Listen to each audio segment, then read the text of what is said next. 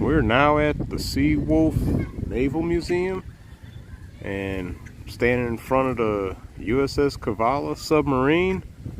Just doing a quick little view of it before we actually get to go inside this and a destroyer escort as well. So yeah, just a little look-see at the size of this submarine. So we're getting ready to go inside. On the deck of the Cavalla, it's just a wooden walkway, but there's really a pressure hull underneath it, the main part that withstands pressure. We got the sail / conning tower.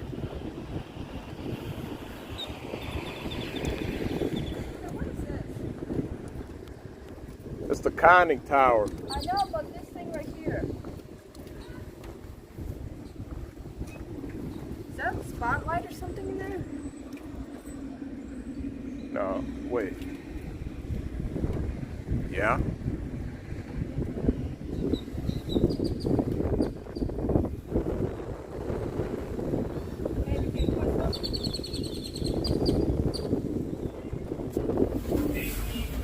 Moving slowly, going down, down, down.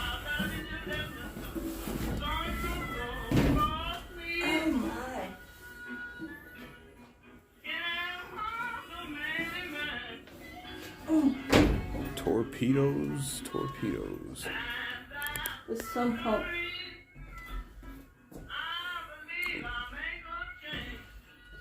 Four torpedo tubes, 8 were low skids, bunks for 12 men, 4 escape trunk, torpedo lorry hatch, converted to visitor exit.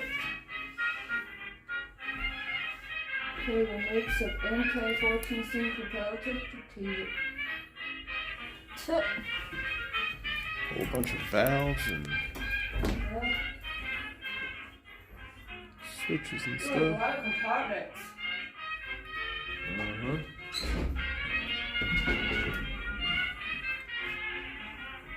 Oh, the officer's head. Yep, it's a little toilet. Yeah. Little bitty, little tiny toilet.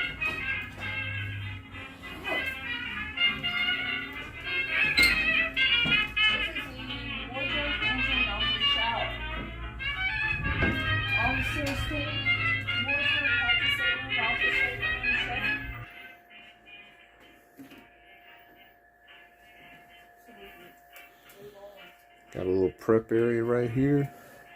Ward room. Multi-use table. It's a dead reckoning table, but it's used for a whole list of purposes. Bunks for the officers. Ossifers. Navigator. Got a little memorabilia for different people that were on here.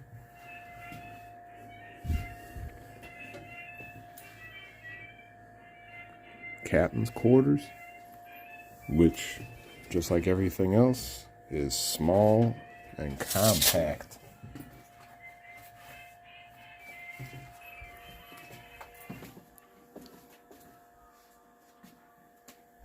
What are we looking at? We are video recording.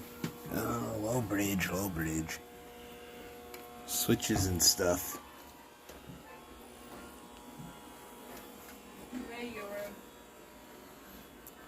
Looking at how we drive the boat. No, I'm looking at all the controls.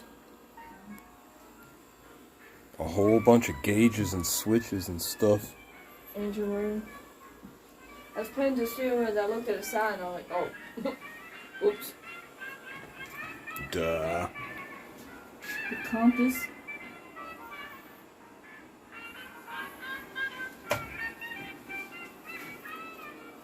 Yeah. I got a shot of the radio room here. A bunch of old vacuum tube radios, the technology of the time. Like everything else on a World War II submarine, it is compact. But not too bad. I'm sure one would get used to it. And vacuum tube radios, unlike modern radios, use a whole lot of power. And we got the galley, where feeding time and rec time happens.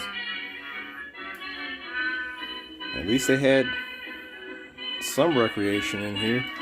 You got games. Boards are already printed on the tables. It's pretty cool. As you can see, not a whole lot of headroom.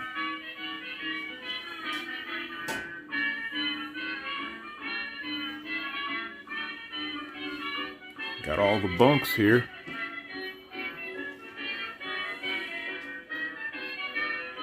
Tight quarters for sleeping. The shower is really small.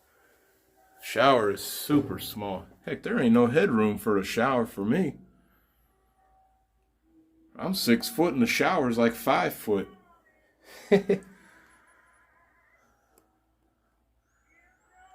Guess most people back then were short enough to be able to use these facilities.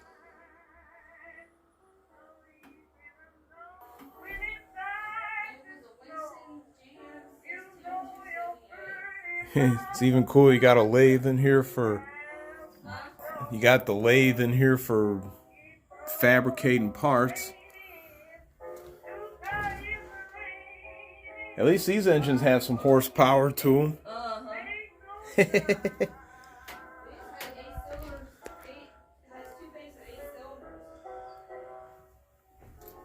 Of course, the engines are huge, mind you.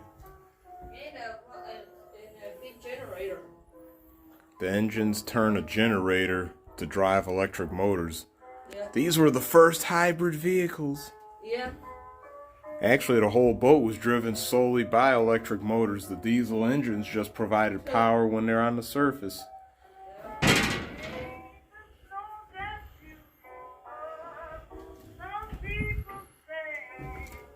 What's in this little cavity?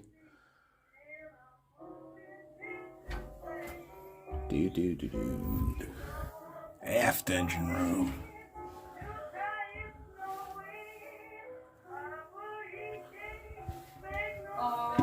Oh God, low bridge. Huh? Trying to duck and crawl through here. The little manual. Diesel air intake filter and silencer. Huh. The military ribbons, jeez. They even had a ceremonial board. Yeah? A ceremonial board. When there's one president of U.S. submarine veterans of Statue of Liberty maintains a visual ceremony for how members of submarines who lost their lives in warfare. Veterans who saw a video for her held the annual ribbon yesterday, the 21st anniversary of VJ Day. Victory in Japan. Huh? VJ Day. Victory in Japan.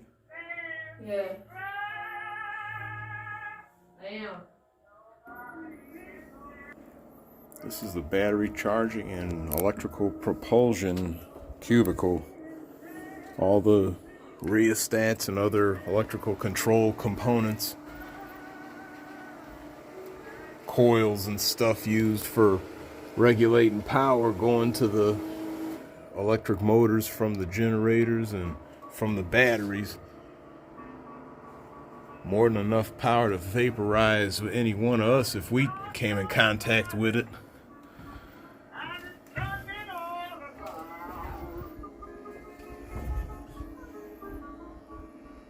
All the controls there. It would take a college course to learn how to drive one of these things. But they definitely did it, and did it quick. Aft Torpedo Room. And the big fish used to put ships on the bottom of the ocean. Of course, as you can see everywhere else, they capitalize on the limited space by having slide-out bunks. It might look spacious, but cram a bunch of dudes up in here, and it's pretty crammed and might get claustrophobic to some pretty quick. But rear torpedo tubes, there were 6 in the front, 4 in the back. So this thing had plenty of opportunity to put a ship down. But yep, that's pretty much the whole inside of a World War II submarine. A little bit of info right there.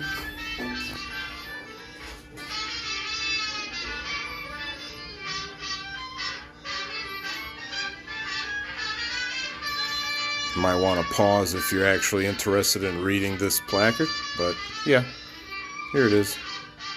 Now I'm gonna exit and head over to the destroyer.